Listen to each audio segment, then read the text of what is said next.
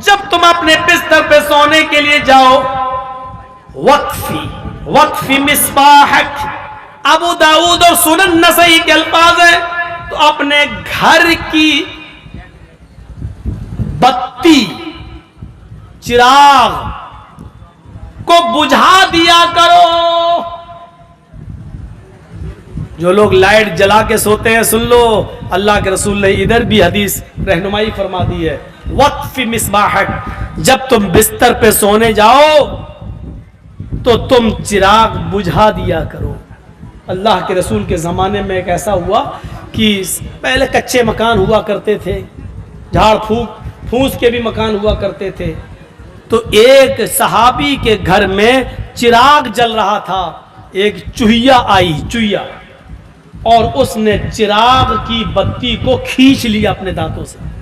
اور کھینچتی ہوئی لے گئی اور گھر کے کونے میں اس نے ڈال دیا۔ اس نے آگ پکڑ لی اور پورا گھر جل گیا، اور اس صحابی کے بیوی اور بچے بھی اس آگ میں جل گئے۔ اللہ کے نبی کو جب اس کی اطلاع ملی تو آپ نے حکم نافذ فرمایا کہ جب تم بستر پہ سونے جایا کرو، وقف مصباحک، تو اپنی مصباح کو، اپنے چراغ کو بجھا دیا کرو۔ اس زمانے میں چراغ تھے، اس لیے چراغ، آج کے زمانے میں ترقی کر کے لائٹ آ گئی، بلب، تو بلب کو بھی وہی حکم نافذ ہوگا، یعنی لائٹ بجھا کر سونا چاہیے۔ ہمارے نبی اتنے مہربان ہیں، اتنے رؤوف الرحیم ہیں کہ ہمارے نبی کی رحمت یہ بھی گوارا نہیں کرتی کہ کوئی مسلمان جب اپنے گھر میں لائٹ جلا کے سوئے اور رات میں وولٹیج ہائی ہو جائے اور شارٹ ہو جائے بلب، بتی، کمکما لائٹ شارٹ ہو جائے اور اس سے کوئی چنگاری نکلے اور گھر میں کسی کپڑے پر گرے اور کپڑے سے پورے گھر میں آگ لگ جائے، اس لیے حکم دے رہے ہیں کہ جب بھی تم بستر پہ سونے جاؤ تو چراغ بجھا دیا کرو، لائٹ بجھا دیا کرو۔ یہ ہے جناب محمد رسول اللہ صلی اللہ علیہ وسلم کی رحمت۔ آپ کی رحمت کو یہ بھی گوارا نہیں کہ کوئی مسلمان لائٹ جلائے اور دھوکے سے وہ شارٹ ہو جائے، شارٹ کر جائے اور پھر اس سے آگ لگ جائے اور کوئی مسلمان جل کر مر جائے۔ یہ میرے نبی کی رحمت ہے جو آپ لائٹ بجھا کر سونے کا حکم دے رہے ہیں۔ پھر فرمایا کہ جب تم عشاء کی نماز پڑھ کر بستر پہ آؤ اور سونے کے لیے جاؤ تو تم اپنے گھر کے کسی کپڑے سے اپنے بستر کو 3 بار جھاڑ لیا کرو، اور اگر گھر میں تمہیں کوئی کپڑا نہ ملے، بستر کو جھاڑنے کے لیے کوئی کپڑا نہ ملے، تو اپنے ہی تہبند کا، اپنے ہی لنگی کا ایک کونا لے کر جس بستر پہ تم سوتے ہو اس کو 3 بار جھاڑ لیا کرو۔ دیواروں پہ اکثر چھپکلیاں چڑھتی ہیں، خطرناک جانور بھی کبھی کبھی گھر میں آ جاتے ہیں۔ عشاء کی نماز کا وقت بڑا عجیب ہوتا ہے، آدمی نماز پڑھ کے آیا، لائٹ بجھایا، سو گیا، بستر پہ پڑ گیا، چلا گیا، اس نے اندھیرے میں دیکھا نہیں کہ اس پہ چھپکلی پڑی ہے یا کوئی بچھو پڑا ہے یا کوئی خطرناک جانور ہے، اور وہ اندھیرا کر کے بستر پر لیٹ گیا اور اس زہریلے جانور نے اس کو ڈنک مار دیا اور اس کے زہر سے وہ مر گیا۔ اس لیے فرمایا کہ جب بستر پہ سونے جاؤ تو لائٹ بجھانے سے پہلے اس بستر کو 3 بار جھاڑ لیا کرو، 3 بار جھاڑ لو،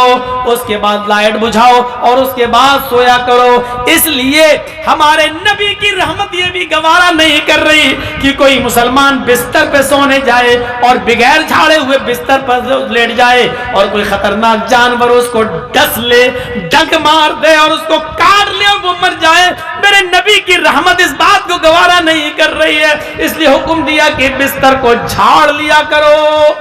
پھر فرمایا کھلی ہوئی چھت کے اوپر مت سویا کرو۔ ابن ماجہ کے صفحات پر یہ حدیث دیکھو، گرمی ہے، کھلی ہوئی چھت کے اوپر آپ چلے گئے، کھلی ہوئی چھت پر جب تک اس کی منڈیر نہ باندھ دی جائے، منڈیر کا مطلب کوئی دیوار کھڑی کر دو، کیونکہ بہت سے لوگوں کو نیند میں چلنے کی عادت ہوتی ہے، رات میں آپ سو رہے ہیں، کھلی چھت میں کوئی خواب دیکھ لیا اندھیرے میں، رات میں اٹھ کے بھاگے اور وہاں منڈیری نہیں ہے، چھت سے گرے نیچے، 3ری منزل کے نیچے آئے اور سر پھٹ گیا اور مر گئے۔ اس لیے فرمایا کہ سنو، جو آدمی کھلی ہوئی چھت پہ سوتا ہے،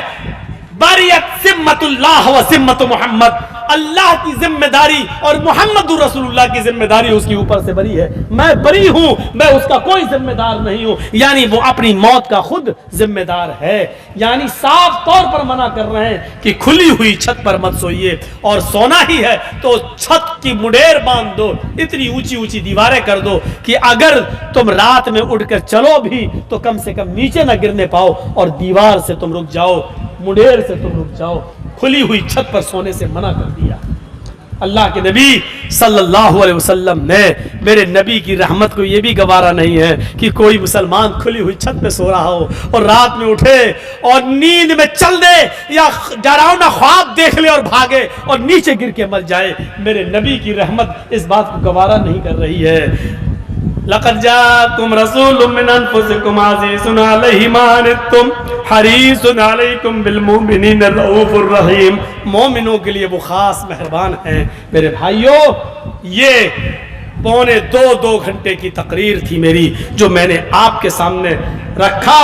नबी अकरम की रहमत मुसलमानों के साथ। उम्मीद करता हूं कि इंशाअल्लाह नबी अकरम की इस रहमत भरी जिंदगी से हमको सीखेंगे और हम अपने नबी के बताए हुए तरीके पर चलने की कोशिश करेंगे। हम अल्लाह से दुआ करते हैं कि बारे इलाह, जब तक तू हमें जिंदा रख, इस्लाम पे जिंदा रख।